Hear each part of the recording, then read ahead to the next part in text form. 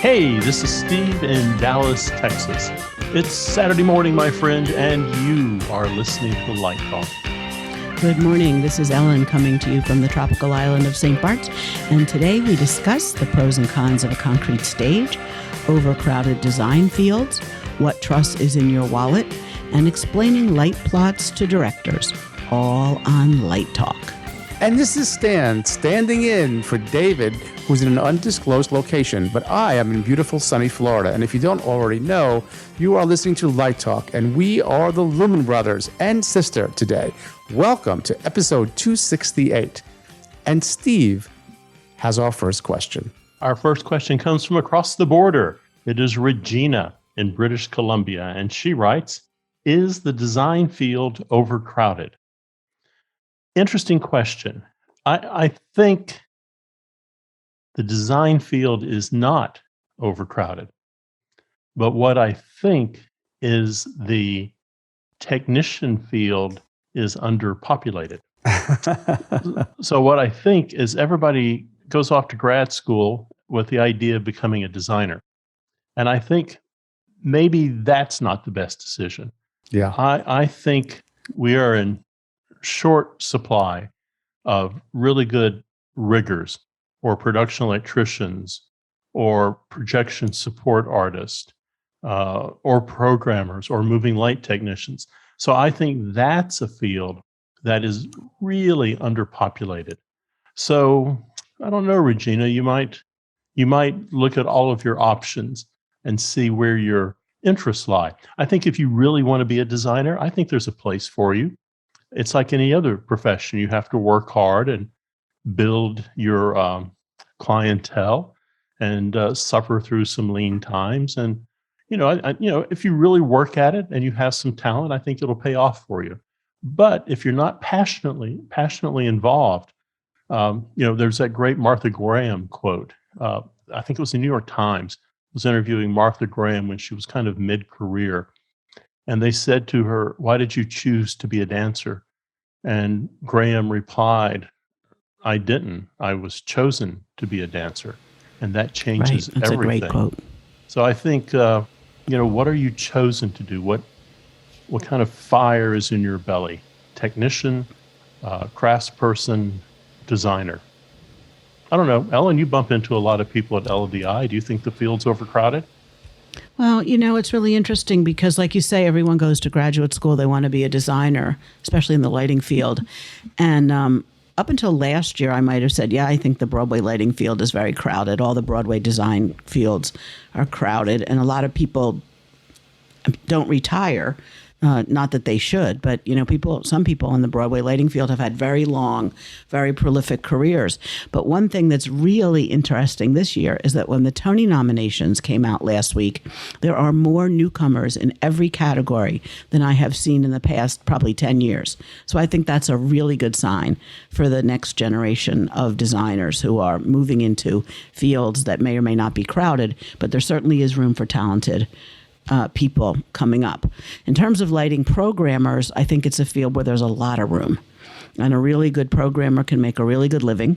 And the good designers are always looking for them. And I think it's important for the programmers to develop a really close relationship with the lighting designers, the way the designers develop their relationships with directors. So the minute the director says, "Hey, Stan, do you want to light my upcoming production of, Flying Dutchman?" You know exactly what programmer you're going to call in for that kind of a large opera. I think those are important relationships to build. I like the way Steve twisted the question because I think he kind of changed the question in a sense. And I think he is right to talk about the underpopulation in technology. I would say I can't make a judgment. I don't have any statistics about whether something's overpopulated or, what is the word? Overcrowded. I think in our field, let's just call it design more broadly, depends on the kind of person you are. Some people would argue that you should really be a specialist and be excellent at that one thing.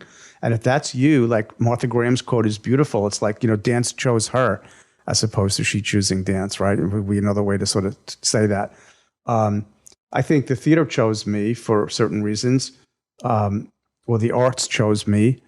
But I also like to think about, some people are Renaissance people. Some people are multi-talented. Some people need novelty all the time, like me. I'm always looking to do something a little bit different.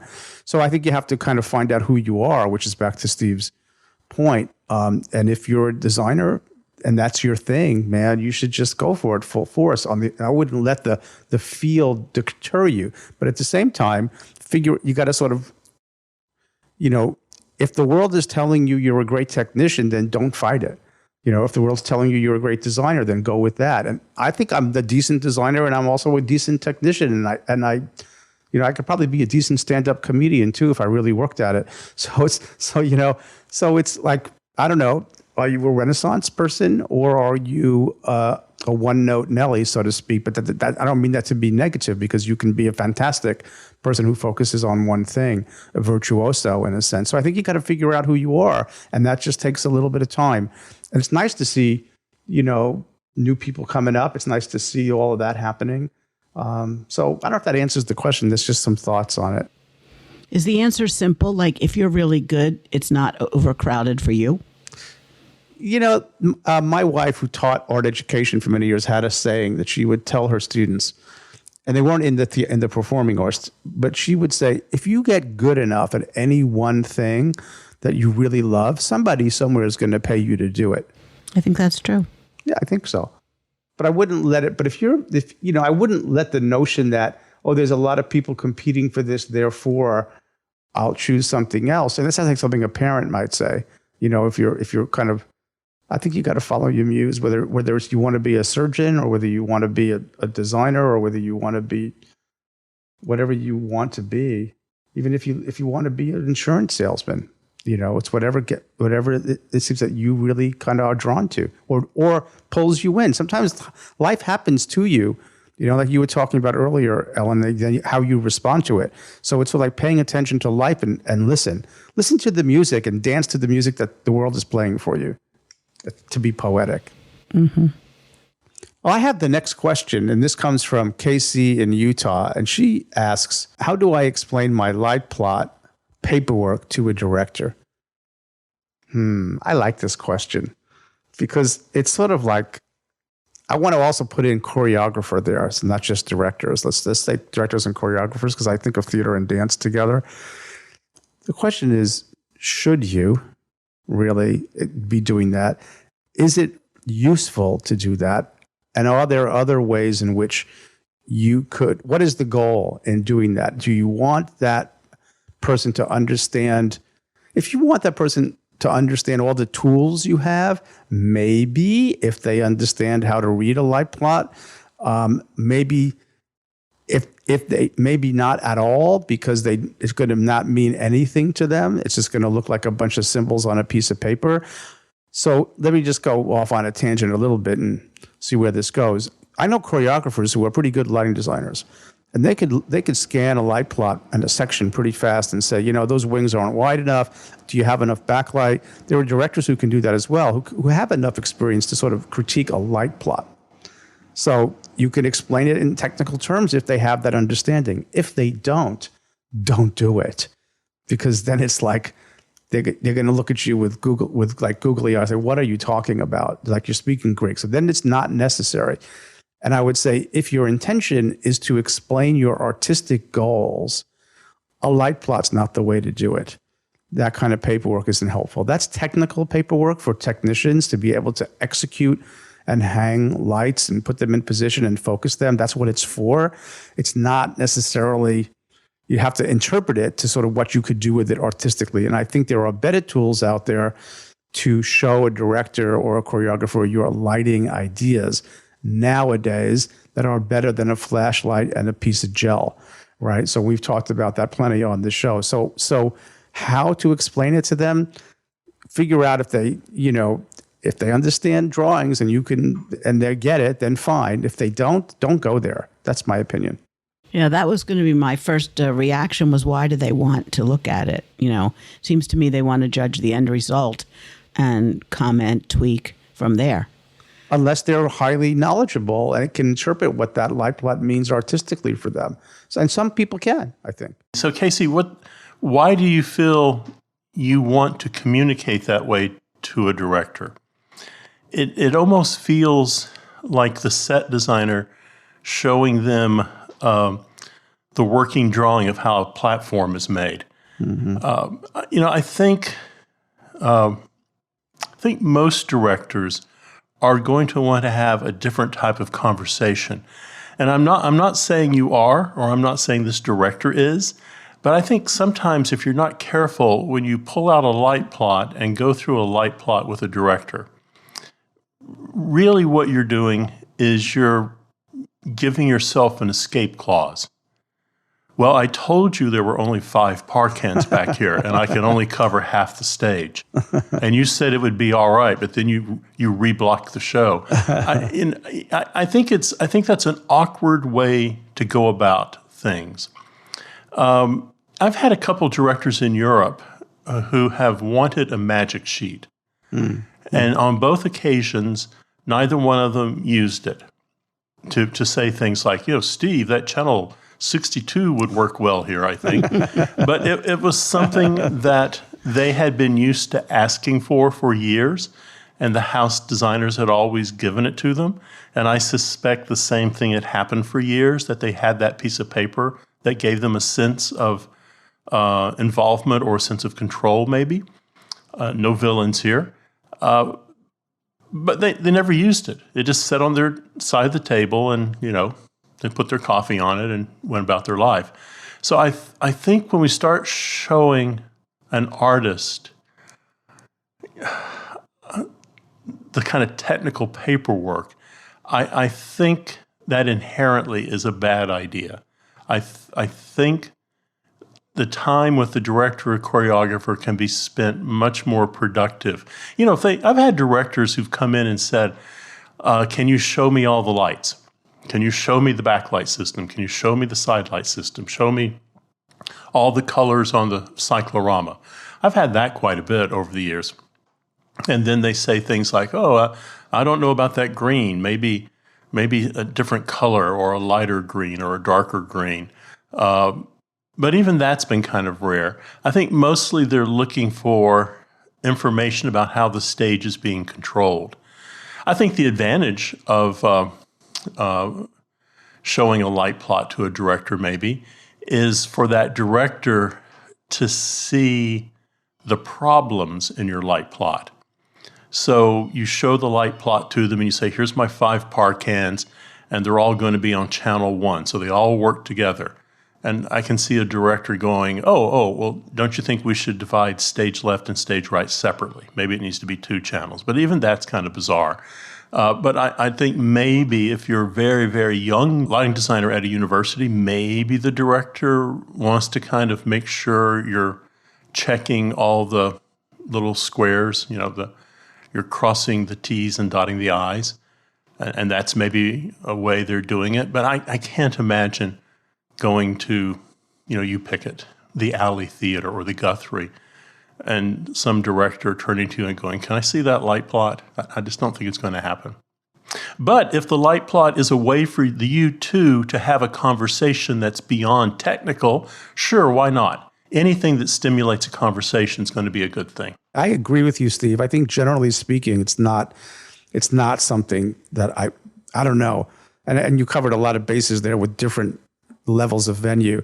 But I would say to KC, I think you should, I'm going to plug a software. I think you should learn Lumion, because Lumion is going to let you make a picture, and either a still picture or a moving picture with dynamics, so that your director can see what you're thinking, and then the conversation goes from there. Because I think it's hard to create as Steve points out, I think it's difficult to move the conversation from the technical drawing to an artistic conversation, because it's just lines on a page. But I think when you show somebody an image that's luminous, that's got color, that's got dimension, that's got depth, whether it's still or whether it's a short clip of change, then you can then you've really got something to talk about, And I think that's the goal. I think if your goal is to get a deeper conversation, as Steve says quite well, I don't think the light plot is necessarily the best instigator. I think you have some better choices. So take a look at Lumion. And Ellen has our next question. Right. Case in Wisconsin asks, when I go to the movies, I like to stay for the end credits. I thought I knew all the department crew members, but then I saw Practical Electrician. What is that? So I thought maybe I'd take a stab at it. I think practical electricians probably work on all the things that are not part of the lighting rig, but what we might call in the theater practicals, props, table lamps, telephones, anything that has to light up that is not necessarily a lighting thing, a scenic element that has LED tape in it or something. Am I on the right track? Yeah, I think what happens, when I saw that, it kind of it threw me for a second. And I can see how you're sitting there reading all the names down and you go, practical electrician. Oh, the electrician who has practical sense or practical knowledge. But Ellen's right. In the theater world, we refer to all of those non-theatrical things as she listed as practicals. The same way if you look at the end credits, you see a rigging electrician. The rigging electrician is the person who's handling the support and the transportation around the set of these lights that are on trusses or how they're routing cable around. So there's 5 or 6 electricians you're going to see on a movie shoot, unless it's teeny tiny, and then the gaffer is doing everything. I never heard the term before, and it sounds absolutely logical. And while you were discussing it, I looked it up because I didn't know the answer to that. And sure enough, that is what it is. I'm glad we knew. So, Case, I hope that answers your question. I've never seen one. I've never seen that in the credits either. I wonder if it's a relatively new term or new position, but it's right here on the internet. Well, I'm suspecting Case was looking at some Marvel movie. Something that's got a lot of people and highly specialized. I'm sorry, what were you about to say, Ellen? I was going to say that I think sometimes those people are not part of the electrical department, but they may be part of the art department. Or props, yeah. Cool. Learn something every day. Exactly. That's why you have to listen to Light Talk. And today we are sponsored by Better Than Nothing Industries. Congratulations. It's your first day on tour and you need to fit in. You have your tools, clothes, hats, and boots all packed. You have some cool tunes to play on the tour bus. And after searching for months, you even found a vintage 1977 Carlo case in storage in a warehouse outside of Nashville. That's right, you have a very cool road box with a history of scrapes, bangs, and bumps all over it. Yes, sir, Junior. You are ready to go on tour. But wait, how do you convince the crew you are a seasoned professional worthy of their respect? 2 words, my friend, junk drawer. That's right, you need a junk drawer in your road box. But it's your first tour, what to do? Well, the good men and women of Better Than Nothing Industries have you covered with our junk drawer starter kit. Now you can buy yourself years of instant credibility. Our kit arrives in a plain brown box. Open and pour the contents into your junk drawer. Every kit includes 6 guitar picks, 2 gel swatch books, a Hard Rock Hotel room key, a Verilite LDI variety pack consisting of a beer opener, sunglasses, and the promotional condom they gave out in 1988 at the very first LDI in Dallas, Texas.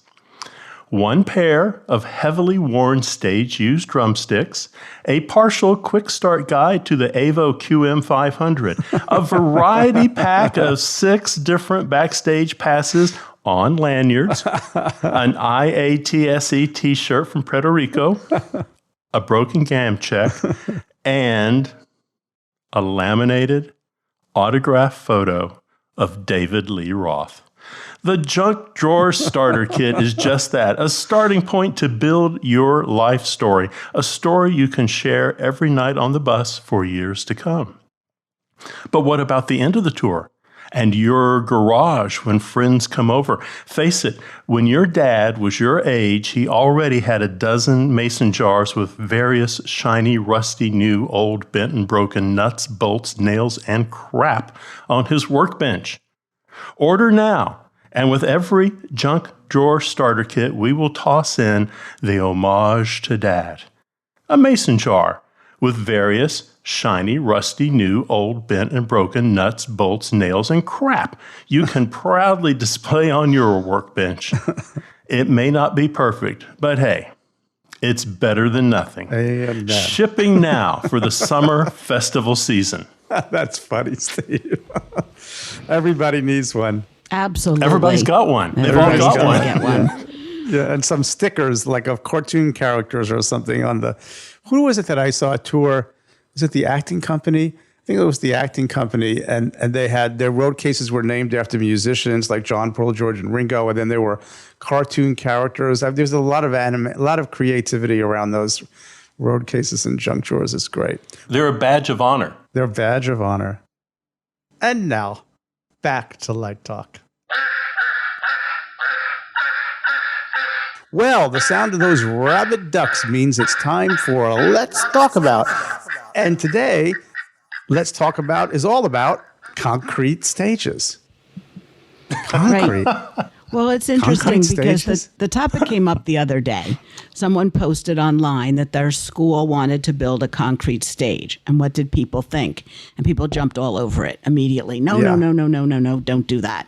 You know, what is the use for such a stage? Well, it turns out it was like a multi-purpose room, and they wanted the floor to be even. So if they took the seating out, the retractable seats, you could use it for other things and it would all be one level. And then people brought up a lot of legitimate questions like, well, what are you using it for? Do you need a trap room? Where are you going to put your traps? Do you need a sprung dance floor? What about drilling and screwing into concrete to hold things in place? How about repainting the stage floor? What about a portable sprung floor? And the original idea was, well, you could put down a marley, but you can't really put marley on concrete because a lot of people responded, oh, we're going to get a broken ankle. The dancers aren't going to dance on it. You know, so really what is the use of it? And where should a concrete stage go or not go, I guess is the question. Well, this is I didn't know this was coming up today, and it's actually in my life at the moment on 3 projects. So let me just turn the question around a little bit. Well, what do you think stage floors are typically made of? Wood. No, not really. That's the top coat. So most stages are not sitting, it's not a wood framed stage per se. So in many buildings, the subfloor, as it's called, is often a concrete slab. It's now in older buildings, it's another story, but anything built in like the last 50 years probably does have slab. Right. Now, the question is what's on top of it, right? And how do you elevate that stage? So there's lots of, like, for example, we are doing one right now. The building was built in 1912. Okay. It's had a lot of additions. Now, to the point that people were asking, what are they going to do on it is really key. So the answer that we've gotten back is this is a performing arts facility, and they do dance. So we don't know how that floor was constructed in 1912. So what we have to do, and I'm still waiting for the answer, and frankly a bit frustrated, they have to do a core sample. They've got to drill into it and pull up a core and see how that was constructed. On another project that's also more like 1930s, where we're all going to put in sprung floors, we were able to find the original drawings, hand-drawn, 1930s, with a cross-section that shows the front edge lip of the stage, the nosing, and all the detail. And I know exactly what I've got down to the slab. There's multiple pieces of wood on top of that slab. But the issue is, if I'm going to put a Harlequin or some other manufacturer's sprung floor on, right, and usually we finish them with a hardboard, or what was used to be known as masonite, marley or linoleum or vinyl can always be put on top of that. We have to worry about the transition to the doorways and the transoms. So this is sort of a complicated question, and it requires investigation, but you don't always really know. So it's not when you say concrete floor, a raw concrete floor is something else, but how you handle it above that is a much more complex question. I think the question suggests a raw concrete floor, just like you would put in your garage. Yeah, well, that would be, yeah. So in the auditorium chamber, you're talking about on the stage, that would not really be good if there's going to be any kind of dance, right? And it really wouldn't be in most cases the finish, what we call the finish floor, the FF. Okay, would rarely be a raw concrete for performance in any scenario, whether it's sprung or basket weave or on neoprene pads, or if it's a concert hall, it might be tongue and groove hardwood. There's a lot of choices, right, depending upon the program. We just had the floor redone in one of our dance studios, and yes, the foundation is concrete. But then Harlequin came in and did another 6 inches of material on top of that to get as close to a sprung floor as possible. Yep. Let me throw something out there, because here's a little piece of wisdom that we learned. If you have to do a sprung floor, which we've had to do, but the venue has to bring on heavy items like a lift, like a scissor lift, okay, you have a problem. Because the spring in that floor, if you put the nice Harlequin in there, it's going to crack. Okay, so what we've done, a little trick for those of you out there, and Steve's right. Usually the subfloor is that's the foundational slab, right? We have done something called blocking. So we'll put blocks of hardwood in between the structures of the sprung floor with maybe a 1/2 inch of space, which will allow it to give you the spring that you need. But if you bring something super heavy in, it'll hit those blocks and protect that sprung floor from cracking. So it depends upon, there's a lot of factors in determining the right floor for your venue, and starts with what you're going to do on it, as was said earlier. And then there's all kinds of creative ways to sort of, but anyway, there you go.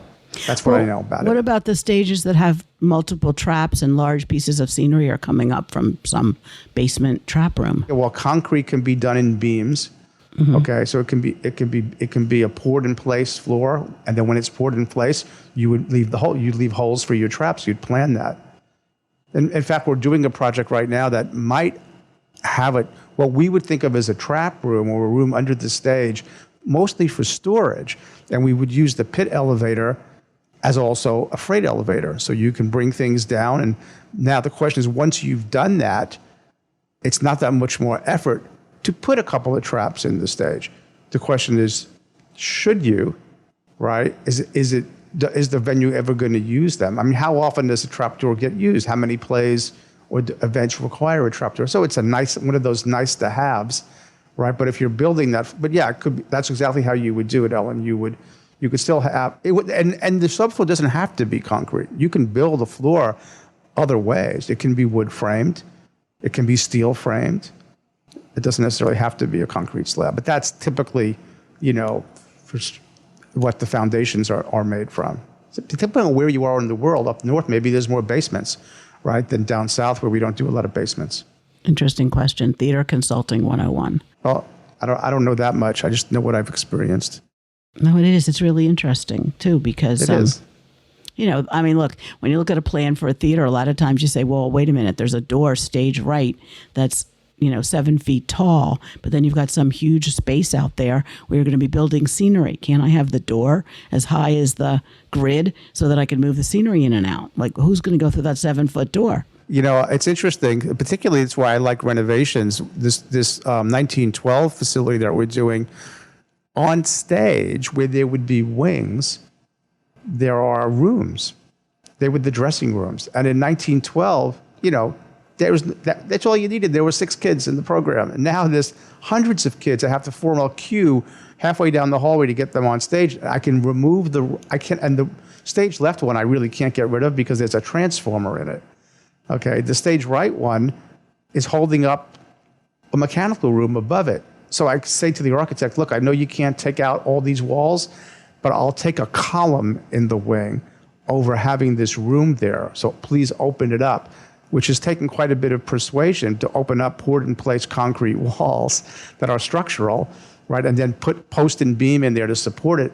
And then also setting up a room, the architect, to his credit, has set up a room across the hall, upstage. He's going to give it a set of double doors, and he's going to pop another set of double doors in the back wall of the stage so they have a straight shot. Now, how high will it be? That's going to have that's limited by other aspects of the architecture. But these are really fun questions to solve. And the flooring is a big one. Right. Well, Steve has our last question. And this comes from my neck of the woods. It's Don in Texas. And Don writes, how do you choose your truss? Box or triangle or pre-rig? And do you safety your motors?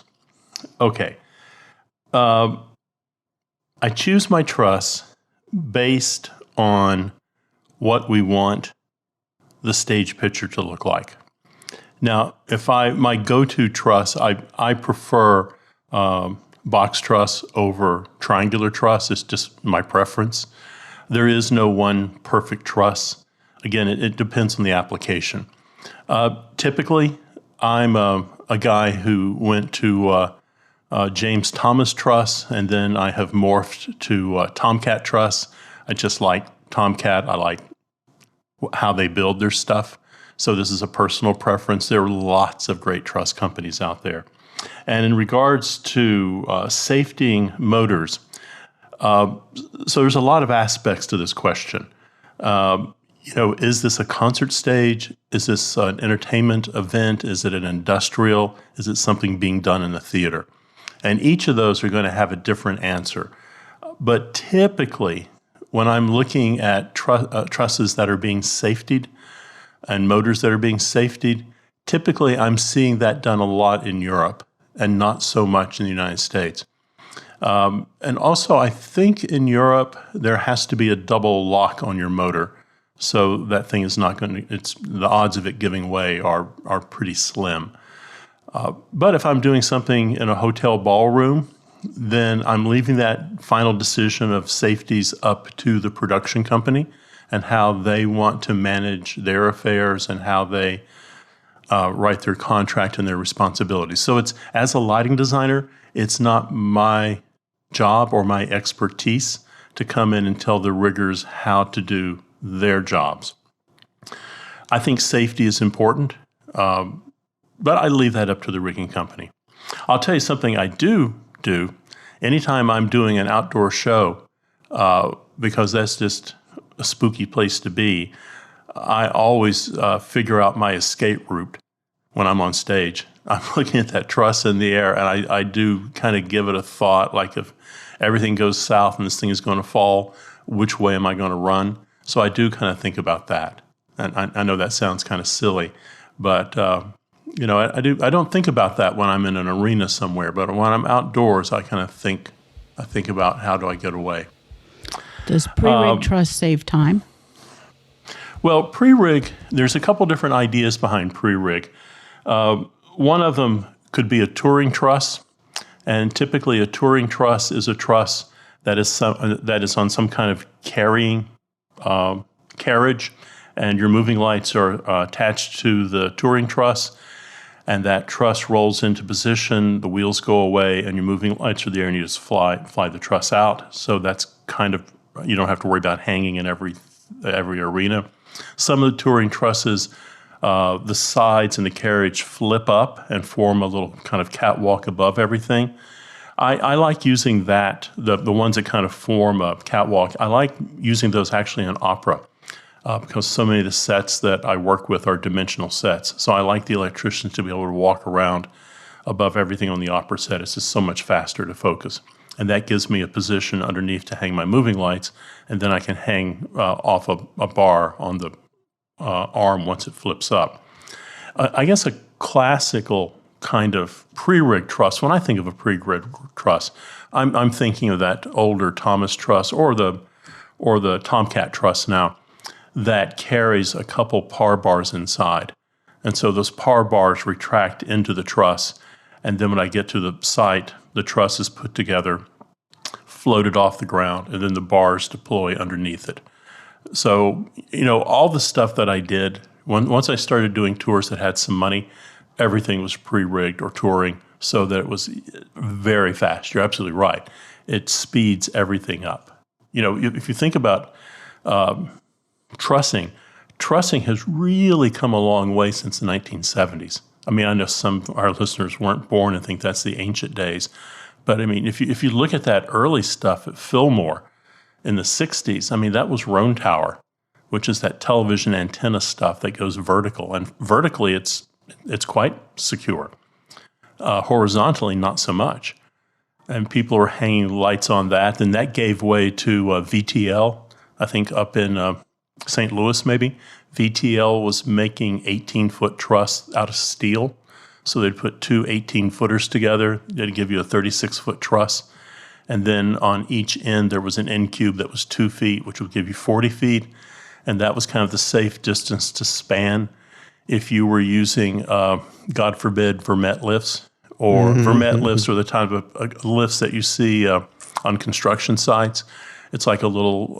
It looks like a genie. It's like a forklift with a cable hoist. Yeah, yeah. They're hoisting cement bags, or you see roofers use them. They hoist the roofing shingles up to your house and put them on. You put a pallet on it. Yeah, those are kind of terrifying. And then Genie came along with their super towers, and then thank God, Bill McManus figured out how to invert a CM Lodestar motor, and we went to motors. And so that became much safer, which gets us back to you safety your motors off. I didn't know Bill McManus was the brainchild of that. That's cool. What a great history lesson, Steve. Yeah, I mean, people were trying to use the Lodestar motor.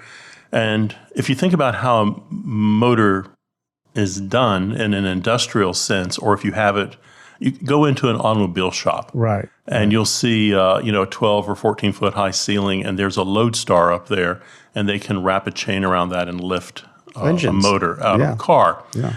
And people tried that. People thought, well, hell, if they'll do it there, I can do it in the arena. Well, picture the idea of trying to haul a 60-pound motor 50 feet up in the air and attach it to the grid. That's just a really bad, stupid idea that never worked. McManus looked at it and went, aha, this is a good idea if I made the thing inverted. So he came up with the idea of how to get the points and plugs in the thing so they wouldn't fall out.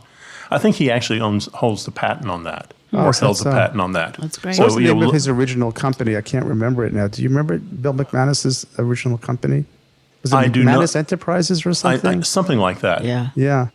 So, I mean, Lodestar was not interested until he proved that it would work, and they became very interested. Interesting. Today, I had a visit from a woman who represents Creative Connors. It's scenic automation, and they make it in. It's really kind of cool. And I do a lot of automated rigging, and I was curious if I have some projects right now where they might be able to fit in, and I learned a lot about their stuff. They do a lot of custom stuff, and they are doing rigging, but they wouldn't call it. They're like a niche. But if you got you need a turntable. It's sort of like a version of Feller Precision. Remember those guys who did the really big stuff? But they're sort of doing it in schools. They're doing it in theaters. They're doing it. It's very interesting stuff. And they're based in Rhode Island, and they've got an office in LA as well. And so I had a very nice visit with their sales rep today. She came out to see me, and we had a good time. And I would like to use them as a potential vendor on some of our projects, because what I'm doing right now, that's going to have a concrete floor in the auditorium, ironically, but the auditorium chamber is going to have multi-purpose. Sometimes it's a banquet hall. Sometimes it's a drone rehearsal space. It's a robotics. It's going to be a science space, but they want rigging, and it's going to be huge. Right, it's going to need telescoping seating. So I'm getting to learn about a lot of technologies that I'm not particularly so well versed in. So I'm expanding my knowledge, and learning about what they have to offer is pretty cool.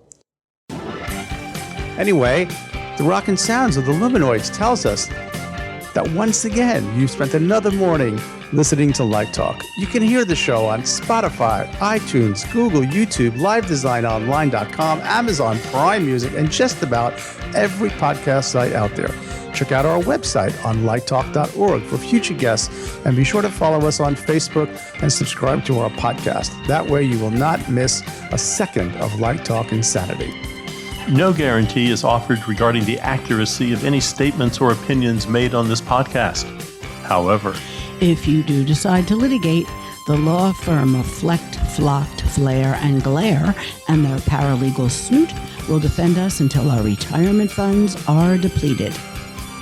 Light Talk is written and produced by the Lumen Brothers, coming to you from Gainesville, St. Bart's, and the Lone Star State.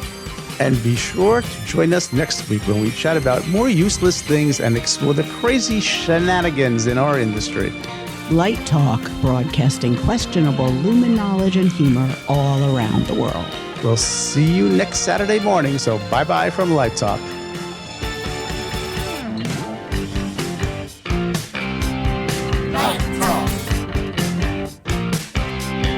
Lumen